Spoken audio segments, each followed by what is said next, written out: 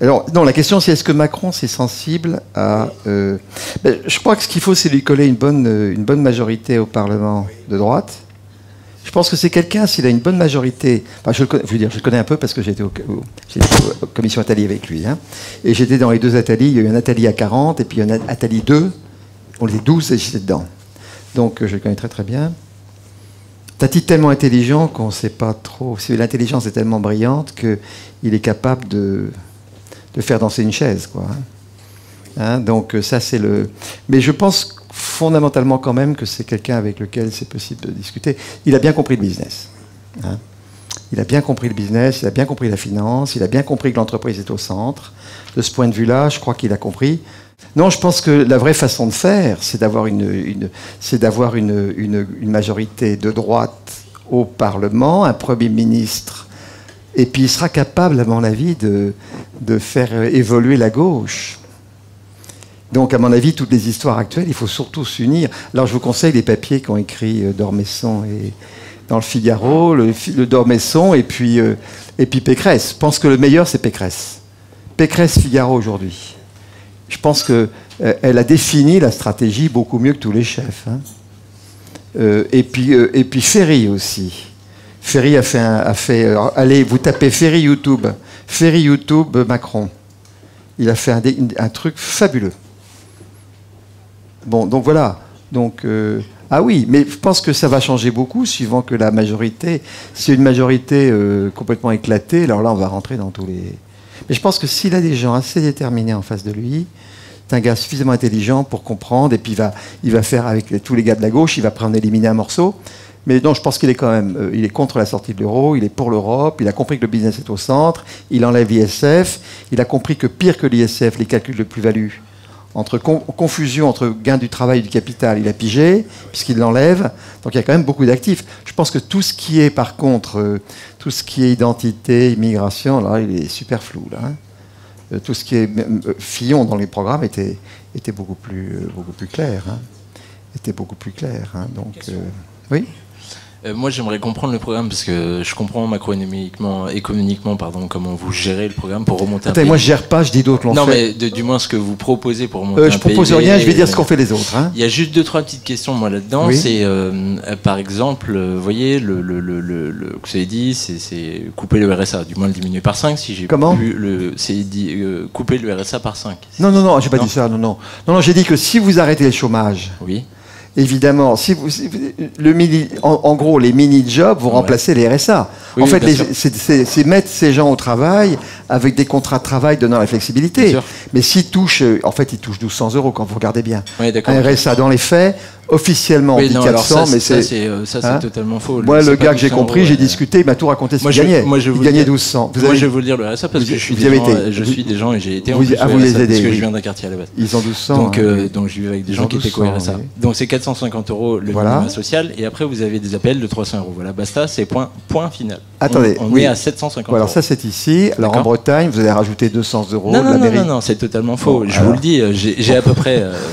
Si vous voulez, je vous sors Internet et je vous sors tout. Puis vous rajoutez le noir. Après, voilà, si vous voulez, on peut parler des familles, des choses comme ça. Ça, c'est le premier point. D'accord. Bon. Donc déjà, la précarité, donc les gens qui ont le RSA dans lequel ils vivent est totalement absurde. Mais bon, ça au pire, je veux dire, chacun s'y mette. Mais encore faut-il qu'il faut comprendre que dans les quartiers ou dans les, on va dire dans les campagnes, des choses comme ça, il y a les gens qui veulent s'y mettre, par exemple comme nous. Vous voyez ce que je veux dire? Nous qui avons poussé pour voilà, et puis il y a les gens qui ne peuvent pas.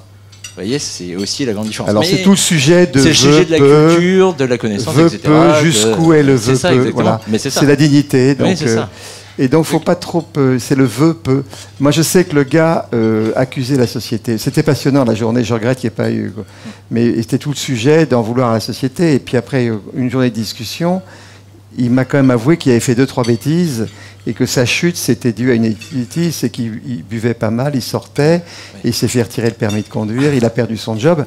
Et je lui dis, attends, ça, c'est pas la société, c'est toi qui buvais un peu trop. Et je pense que si les flics t'ont enlevé non seulement le permis, mais la bagnole, c'est que tu deviens dangereux. Oui, alors là, je m'excuse, tu ne vas pas accuser la société. C'est un schéma comme beaucoup, si vous voulez, qui n'existe pas. Enfin, je veux dire, ça, c'est des minorités. Les trois quarts, moi, que je peux connaître, que vous connaissez, parlant, oui. je vous le dis, parce qu'après, je vous mentirai pas. Vous les connaissiez mieux que moi. C'est peut-être pas la généralité, et ce que je vais dire n'appartient qu'à moi. Après tout, voilà, c'est autour de moi. Mais concrètement parlant, les trois quarts essayent de s'en sortir, hein, et c'est concret. Non, c'est vrai. Les trois quarts, ah oui, je suis d'accord. Voilà. Je suis d'accord que les trois quarts. Mais le gars, on va le sortir. Hein. Et attendez, parce qu'on est en Vendée, en France plus particulièrement, il n'y a aucun système hormis devenir ouvrier aujourd'hui qui est possible. Et la culture a ouvert, hormis devenir ouvrier, je veux dire. Revenir au foyer, bien sûr, oui. Bien sûr. Alors que c'est des travaux que personne ne veut. D'ailleurs, la salle ici, je pense que personne n'aimerait devenir ouvrier. Donc, du coup, vous voyez, c'est aussi ça la réalité des choses, c'est que on pourrait être d'accord avec vous. Moi, je serais d'accord avec vous s'il y avait un vrai système de méritocratie, c'est-à-dire on donne le droit, l'accès aux gens à l'entrepreneuriat concrètement parlant, comme avec ce qu'on fait dernièrement dans le numérique, etc. Mais on le fait vraiment, c'est-à-dire au mérite et vraiment au mérite. Je ne prendrai pas le mot, les mots qui vont fâcher ici, mais au mérite. Que ce soit pour la culture, c'est pareil. Vous voyez, enfin, moi, je suis d'accord avec tout votre système. Si on applique vraiment dans le bas, c'est-à-dire ce système de méritocratie, de connaissances... Vous savez, la méritocratie, je vais vous dire, moi je me suis bâti toute ma vie. Bon, vous pouvez imaginer, bon, mon papa était ministre, on va dire, bon, Xavier, c'est quelqu'un de la haute. Au fond, il y a une reproduction sociale dans le truc. Bon, il faut savoir que moi, j'ai pas voulu faire de la politique parce que ou bien je réussissais, on disait c'est l'héritier de Fontanet, ou je ratais, j'étais encore plus nul. Donc je suis reparti complètement, si vous voulez. Bon, effectivement, j'ai eu la chance d'avoir des études, mais tout ce que j'ai fait aux États-Unis, j'ai acheté des études aux États-Unis. Hein. C'est moi qui me suis endetté pour y aller. Hein. Donc, si vous voulez, bon, après, bien sûr, ça a été assez vite. J'ai eu la chance de rencontrer Madame Roux, Yves, tout ça. Mais moi, j'ai toujours travaillé dans l'entreprise où j'étais. Je me suis battu sur le problème de la méritocratie. Donc, ça veut dire qu'il faut lutter contre la technocratie. Bon. Puis deuxièmement, par tous les réseaux obscurs. Hein, je ne vais pas mettre de nom pour pas mettre bon, mais vous avez des réseaux obscurs. Et j'ai pas de problème qu'on ait des réseaux, mais seulement il faut que ce soit connu. Il faudrait que ce soit sur la carte de visite. Hein. Donc, mais ça, dans tous les pays du monde, si vous voulez, le gain est difficile. Moi, j'ai fait 90 heures de travail par semaine toute ma vie, vous aussi probablement. Donc, je faisais 750 000 km par an, vous voyez. Donc ça a été fantastique, mais c'était très dur. Hein. J'aurais très bien pu m'arrêter, faire des trucs plus tranquilles. Donc tout le sujet, je crois que le sujet le plus difficile, c'est ceux qui peuvent pas parce qu'ils sont vraiment cassés. Mais par exemple, le petit gars, là, j'avais des mots durs avec lui. Mais bon, quand je lui ai dit, écoutez, moi je te dis ce que je pense parce que je te dis deux choses. Je te dis une chose, c'est que ton RSA, je pense dans 2 ans, tu l'auras plus parce que l'État sera en faillite. Bon. Et ben j'ai eu la chance d'être crédible.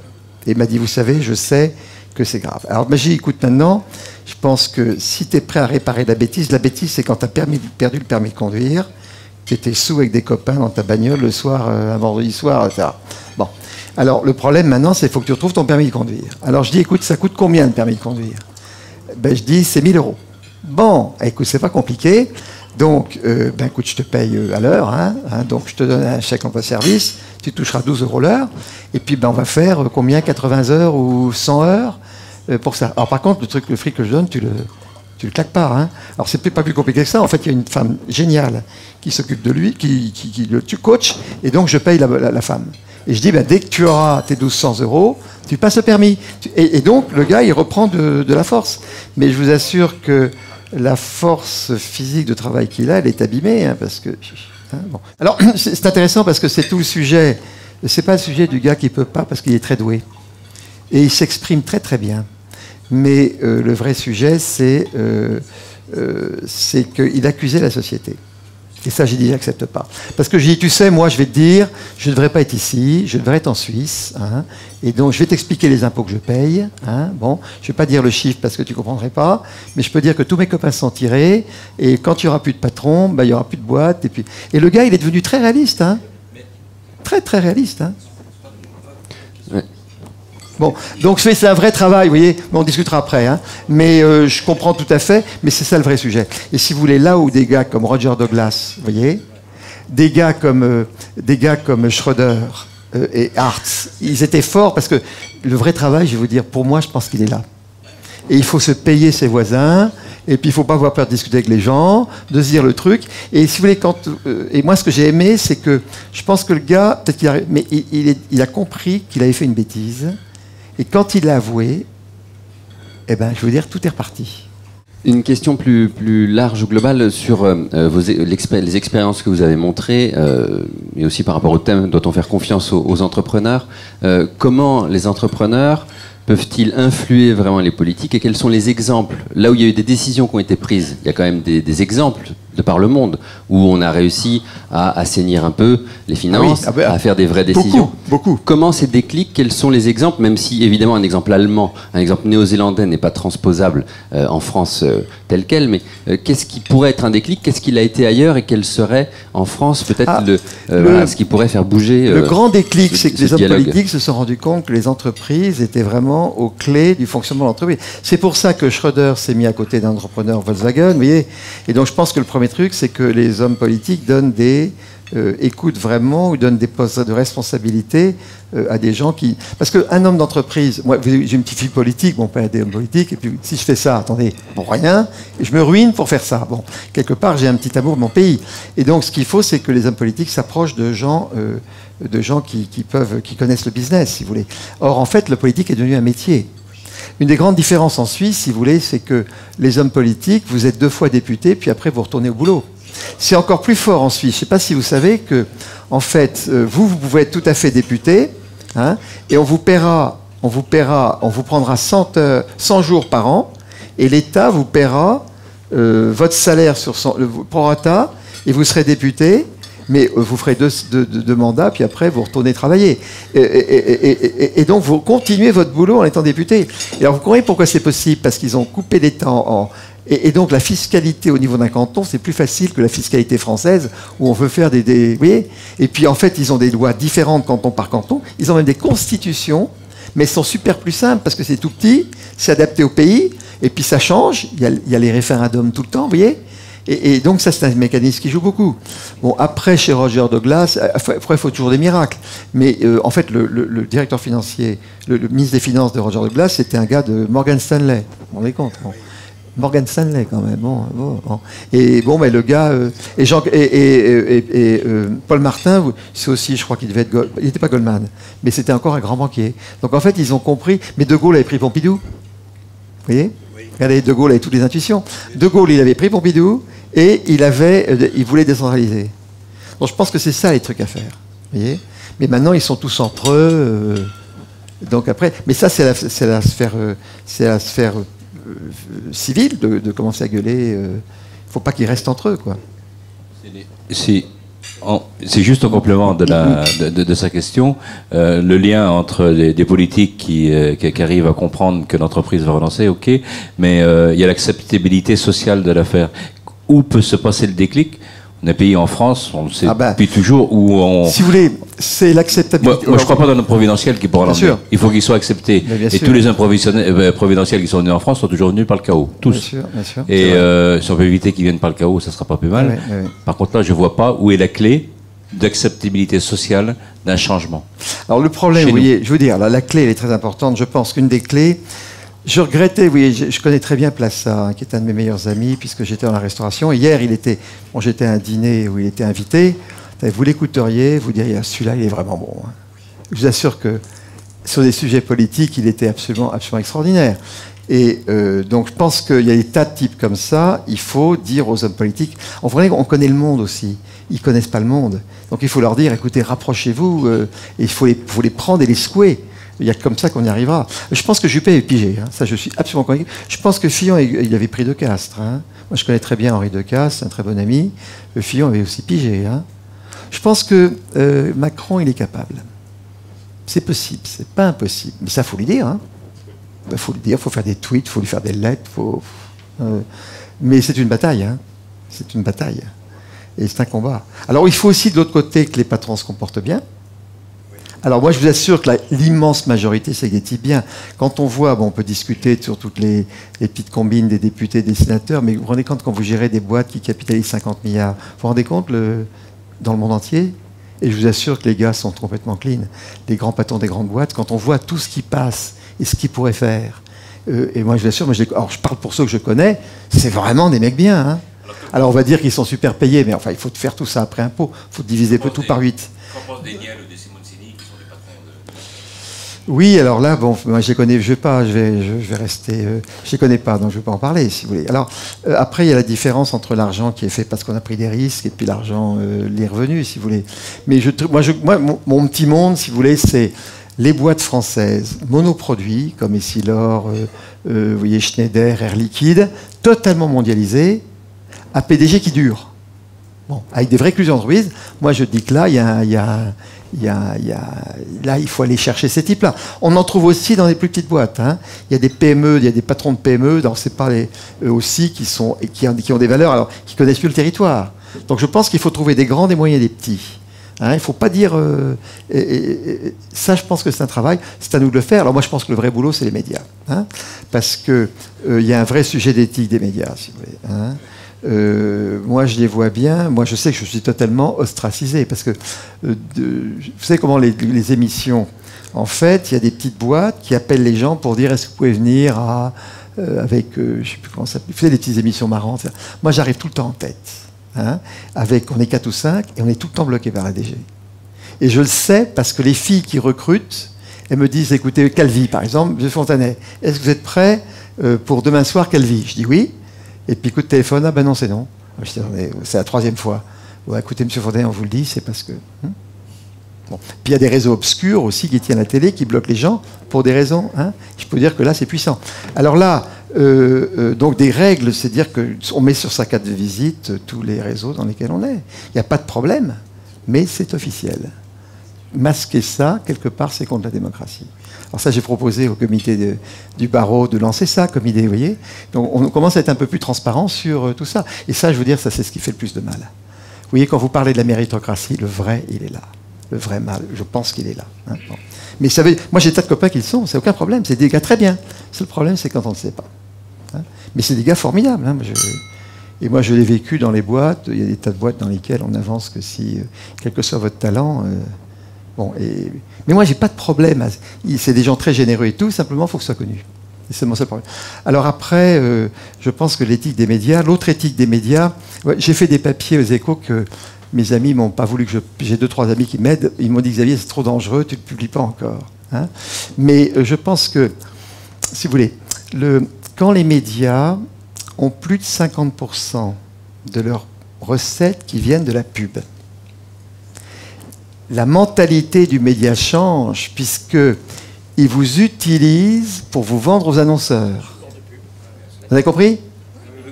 Bon, donc, à partir du moment où vous êtes utilisé et vendu aux annonceurs, les journaux ne sont plus les mêmes. Bon. Donc, ensuite, vous connaissez les subventions quand même des journaux, vous les connaissez. Bon. Il se trouve que je connais un peu la fille de la femme de Piketty, un jour il m'a demandé un job. Bon. Et en fait, elle s'occupe de toutes les subventions à la presse. Bon, vous savez quand même qu'il y a en gros, alors officiellement 200 millions par an, mais en fait 400 millions, qui vont quand même aider les journaux. Vous avez des journaux qui touchent des sommes absolument colossales. Je m'étais engueulé, je vous avais pas vu une émission avec Pujadas où je m'étais cogné avec Geoffrin. Vous n'avez pas vu ça? Bon, alors vous savez ce qui s'est passé après. Alors vous savez l'histoire de... Et donc je m'étais cogné avec lui sur les investissements français. Bon, alors les investissements français depuis Hollande, les investissements des étrangers en France, d'après la Banque mondiale, ils étaient divisés par 4. Hein, ils étaient à 50 milliards, c'est tombé à 5-10. Bon. Donc, donc, vous vous rappeliez, il y avait un débat en disant la France reste le pays le plus accueillant. Et donc j'ai coupé en disant pas du tout. Eux, c'est pas du tout divisé par 4. Bon. Et alors moi j'avais mon iPhone et je disais écoutez, si vous voulez, je montre le chiffre. Évidemment, Pujadas ne l'a pas montré. Alors à ce moment-là, j'ai dit Geoffrin, vous êtes mal informé. Et alors j'ai dit rendez-vous sur Internet. Bon. Donc on s'est trouvé sur Twitter. Et évidemment, tout le monde a dit c'est Fontanet qui a raison. Et ça a été arbitré par des économistes suisses. Bon. Alors après, les engueulades étaient épouvantables, on s'est un petit peu anglais. Après, donc j'ai dit à l'anglais, qui est un type très bien, j'ai dit mais l'anglais, c'est à vous de dire. Et lui, l'anglais, il avait pas très envie de parler. Parce qu'évidemment, il y avait Geoffrin qui dépend. Et donc ces trucs-là, vous voyez. Bon. Et alors par contre, il a été... Alors j'ai un bon copain qui est actionnaire de... Et donc on a dîné avec Geoffrin. Bon. Alors les équations, je ne veux pas dire de bêtises, parce que si je ne veux pas dire de bêtises, mais les équations économiques de Libération, c'est quand même pathétique. Hein. C'est une boutique qui doit faire un chiffre d'affaires de 14 millions, qui perd 9 après une subvention de 5. Hein. L'équation, elle est là. Hein. Ah mais attendez, alors, on peut regarder, mais les ordres de grandeur, c'est pathétique. Hein. Alors, moi, si j'étais journaliste, je n'accepterais pas une subvention. Une subvention, ça n'a pas de sens, ouais. Donc, il est sûr. Donc, en fait, il y a un vrai travail. Et alors, si vous voulez, je pense que le truc, il faut aussi le prendre là. Il faut suggérer de faire un code d'éthique Alors, les grands journaux, quels sont les journaux intéressants à lire? Le plus intéressant de tous, c'est The Economist. Mais The Economist, c'est un journal qui fait 350 millions d'euros de chiffre d'affaires. Il gagne 23% d'operating. Et les abonnements, c'est 90% du journal. Le deuxième plus intéressant, c'est Asahi Shimbun, qui refuse la pub. C'est un journal qui ne parle que par abonnement. Donc je pense que le vrai modèle d'un journal, c'est un modèle d'abonnement. Il faut enlever les subventions. Alors par contre, ça demande d'être très culotté, parce que c'est bien, ça va enlever beaucoup. Mais je pense qu'il y a un vrai travail de... Je suis journaliste, je ne veux pas jeter la pierre parce que je travaille pour les Échos. Bon. Mais quelque part, si je suis subventionné avec des, je sais pas, 30% ou 20% de mon chiffre d'affaires, quelque part, ça me gêne. Hein. Et alors, c'est très compliqué parce que dès qu'on commence à subventionner un journal, si vous refusez... Oui, bien sûr. Bon, j'ai toujours trop long. Hein, voilà. Donc, code d'éthique, de travailler sur le code d'éthique des médias. Hein. Voilà. Je rebondis un petit peu sur les questions précédentes. Effectivement, on voit les contraintes que vous venez de décrire là, dans l'opinion publique, dans les médias, etc. Comment faire passer ce message qui est un message de bon sens, mais qui passe très difficilement en France. Quand M. Fillon a commencé à proposer, après avoir été élu largement après la primaire de la droite, et qu'il a commencé à parler de 500 000 fonctionnaires en moins, ce qui était très peu de choses en définitive. Moi, je suis un homme d'entreprise comme vous, nous savons les gains de productivité qu'on peut faire partout, et sans nuire. Alors tout de suite, on nous a parlé, les hôpitaux, les infirmières, les machins, ça n'a évidemment rien à voir. Aucun sens. Ça n'a rien à voir. Mais tout de suite, ça a été le tir de barrage, et avant même l'histoire des... C'est cette fausse histoire qu'on connaît, de Fillon, il a perdu très rapidement au mois de janvier, simplement parce qu'on l'attaquait. Oui. Nous sommes drogués à la fonction publique. C'est dans notre ADN français, si vous voulez, depuis des siècles. Depuis des siècles. Bien sûr. Et donc, les exemples que vous posez là, moi je suis très amoureux de la Suisse, ma femme est suisse, et je suis d'accord avec vous qu'à mon avis, c'est la seule vraie démocratie. C'est la vraie démocratie en Europe. Oui. Mais l'ADN de la Suisse est complètement différent. Le jour où ils ont fait un référendum pour savoir s'il fallait augmenter la durée des congés, ils ont voté contre. Alors que nous, évidemment, à 80%, on aurait voté pour. Bon. Donc, l'histoire de la Suisse, et nous sommes tous les victimes, ou les... Mais vous voyez d'où est l'erreur de notre histoire. Non, mais de notre histoire. Et cette histoire française est dramatique. Nous sommes drogués à la fonction publique, drogués aux subventions. Vous avez compris le problème, c'est les comptes. Les comptes. Il faudrait mettre, par exemple, un truc à faire tout de suite, c'est mettre des bilans dans les municipalités et mettre une limite au bilan, une faillite si on sort des comptes, et quand il y a une faillite d'une municipalité, c'est la municipalité d'à côté qui comble le trou, qui reprend tout, et on vire l'équipe. Et on fait le truc. Ben à ce moment-là, les gens commencent à faire gaffe, vous voyez. Donc c'est toutes les idées d'une décentralisation. Vous voyez, c'est ça qu'il faut faire. Et le problème, si vous voulez, quand on réfléchit à l'origine, c'est l'État-providence. Moi, j'ai bien réfléchi. J'ai fait énormément de conférences dans toute la France, et j'arrive à l'idée que c'est tordre le cou à l'État-providence. Les gens pensent que l'argent tombe du ciel. Alors ça, c'est une invention de Chirac qui est épouvantable. Il faut mettre les comptes. Et les comptes, c'est plus crédible maintenant.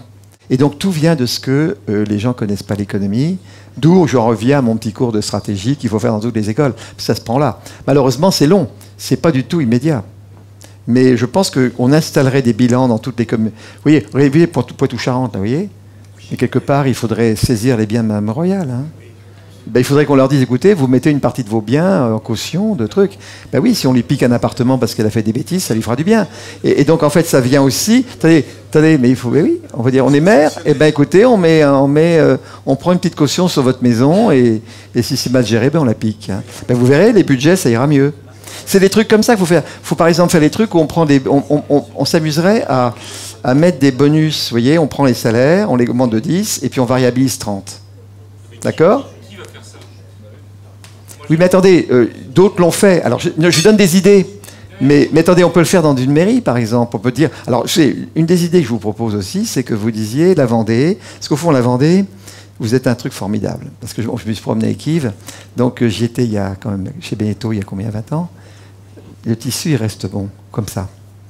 Les villes sont toutes propres. C'est rempli de petites usines qui tournent. Il y a une unité historique, avec toutes les guerres de Vendée. Unité géographique. Vous avez unité de business. Il y a vachement de petites boîtes. Il y a un bon agroalimentaire. Il y a des tas de trucs qui tournent bien, Fleury Michon, tout ça. Donc, moi, vous devriez vous proposer de faire une expérimentation de décentralisation. Comment ? Alors, non, les dépendances, c'est un RES. Alors, les RES, vous savez qu'on fait ? Vous attendez un désaut. Non, je vais expliquer comment on fait. Très simple. La dette, c'est 2000 milliards, le PIB, 2000 milliards. Il y a 100 départements. On va dire que la Vendée, c'est 20 milliards de chiffre d'affaires, en gros. Donc, la Vendée, vous avez une dette de 20 milliards. D'accord ? Vous allez voir le futur président Macron et vous dites, écoute, Macron, je touche du bois, vous dites, écoutez, moi, je reprends toute la dette. D'accord ? Puis je vous donne 1 milliard d'euros, comme ça vous aide. Et moi, je reprends la dette, mais je vous paye, alors je vous prends toute la sphère publique, sauf l'armée, affaires étrangères, et je vous donne une royalty de 2%, 3%, 2% de mon PIB, etc. Tout le reste, je prends. Et vous prenez la dette, et vous faites une réforme. Donc, si vous faites la réforme, vous passez de 57 à 40. Vous économisez chaque année 17% du PIB. Vous en renvoyez 3, il vous en reste 14. Mettons 15. Ça veut dire 3 milliards. Et la dette, vous la remboursez en 7 ans. D'accord ? Et puis après, vous vous rendez compte ? Et on fait un cash fou. Donc, il suffit d'émettre des actions à chaque Vendéen. Mais attendez, le truc, il est sublime. Donc, oui. Alors, il ne faut peut-être pas aller jusque-là. Mais l'éducation, vous pouvez dire, on va par exemple proposer, mais c'est un dévouement de la Vendée. On prend un gros risque, on reste français, mais on va tester une décentralisation de l'école. Vous voyez l'idée ? Vous proposeriez de décentraliser l'éducation nationale et on a une concurrence privée-publique. Vous auriez une bonne gestion parce qu'il y a une bonne concurrence entre les deux. Moi, à Saint-Gilles-Croix-de-Vie, vous savez, quand Saint-Gilles-Croix-de-Vie, c'était 50-50. Par le marché public. Et alors moi, c'est très marrant parce que j'ai expliqué ça à Yves, parce qu'on avait passé des ordinateurs, vous vous rappeliez ? Et alors je vous rappelais, les présidents des écoles venaient au mois de mai dîner. Alors le patron de l'école publique qui vient, écoutez, M. Fontanet, Mme Fontanet, la petite Nadège, là, elle est dans le privé, vous savez, on aimerait bien qu'elle vienne chez nous, etc. Alors il nous disait, écoutez, monsieur, tout à fait, mais alors écoutez, je vais vous dire un truc, il y a un très bon prof de maths, vous voyez, il y a un très bon prof de langue.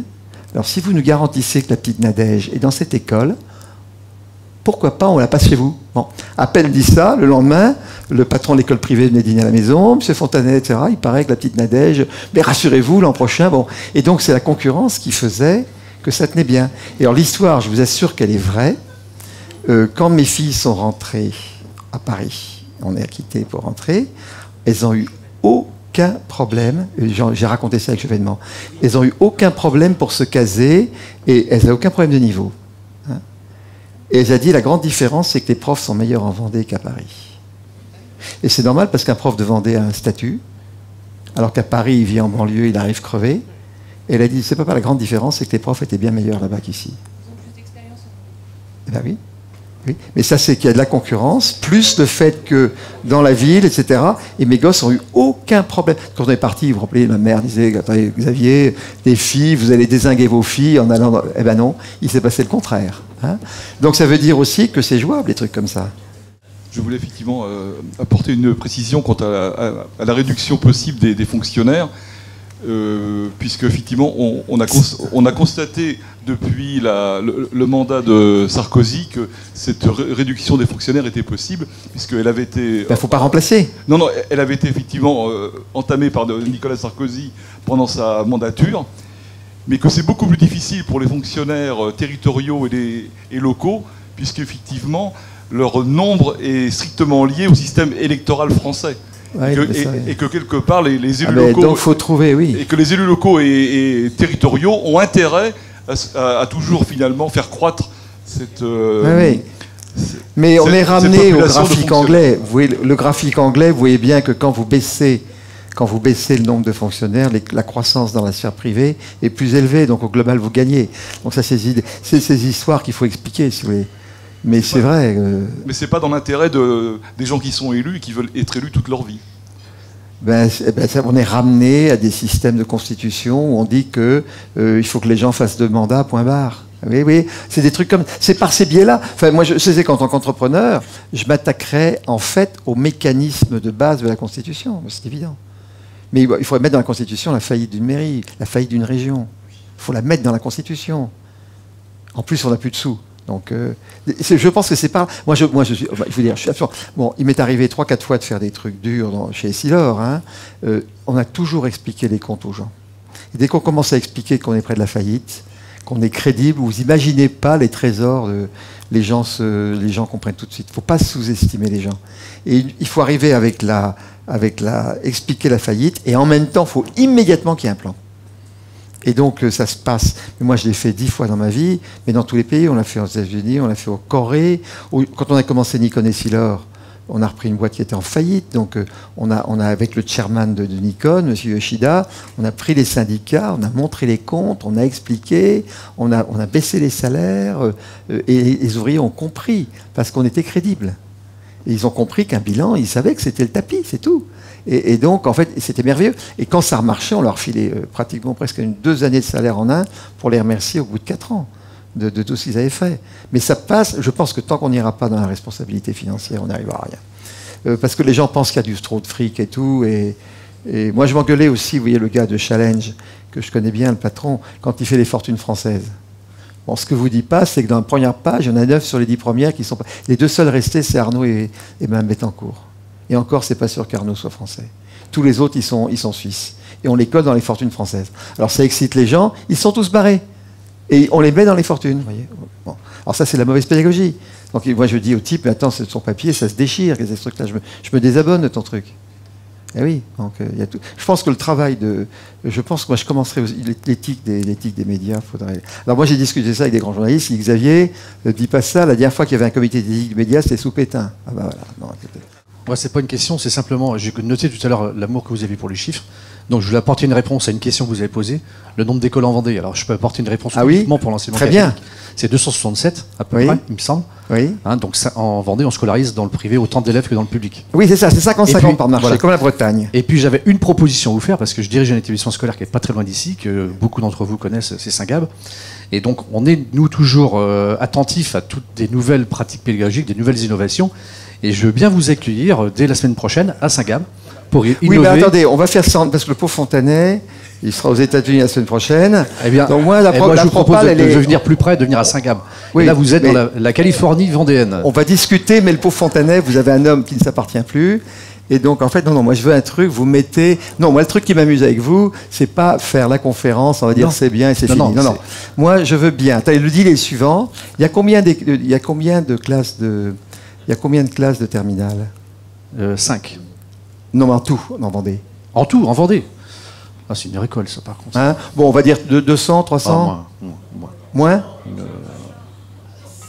bah, très bien, une centaine. Allez, 80. Bon, alors écoutez, vous me trouvez 20 apôtres. Donc, c'est 20 gars, plutôt entrepreneurs, à mon avis, qui sont prêts à ce que je leur donne le cours de stratégie et que je les mette en capacité d'utiliser mon bazar, et ils se débrouillent. Alors ça, je dis oui.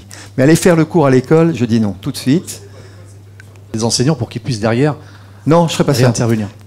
Non, je veux bien. Alors écoutez, vous allez mélanger, mais moi je veux des apôtres, c'est-à-dire moi je voudrais des entrepreneurs, qu'on utilise. On utilise les 2 heures. Ils ont le droit de donner 2 heures à des gens de l'extérieur. On peut trouver des solutions. Voilà. Moi, je pense qu'il faudrait. Vous faites venir les on n'a aucun problème à ça. On met les profs et on met 50 profs, oui. 50 entrepreneurs. Aucun problème. Parce que je veux pas être que devant les profs. Aucun problème. Je veux des entrepreneurs. Et à ce moment-là, tout le truc est fait puisque vous avez tout gratos sur YouTube. Hein. Je vous ai mis des trucs qui ont une valeur colossale. Donc ça veut dire qu'à la fin, on peut prendre rendez-vous pour fixer ce temps. D'accord. Mais attendez, la réponse est, moi je veux, à ce moment-là, vous mettez tout ce qui permet... Attendez. Mais 50 entrepreneurs, 50 enseignants, on peut trouver. Vous trouvez. Hein, et alors à ce moment, l'idée est très simple, c'est que, l'idée, on se rôde, hein, et l'idée c'est que tous les enfants de terminale aient compris le cours des 30 leçons. Alors je vous promets, côté pédagogique, ça passe tout seul parce que j'ai testé. Eh ben, on va relever le défi. Le tout, c'est de le... Ben d'accord. Ben, on relève le défi. Alors là, vous voyez, la France avant. Oui, ça c'est des trucs... Ça, là, je le prends tout de suite. Hein. Je le prends tout de suite. Hein. Eh ouais. Bon, d'accord. Ben, c'est bien. Ben, écoutez, c'est une bonne fin. Voilà. Merci, merci.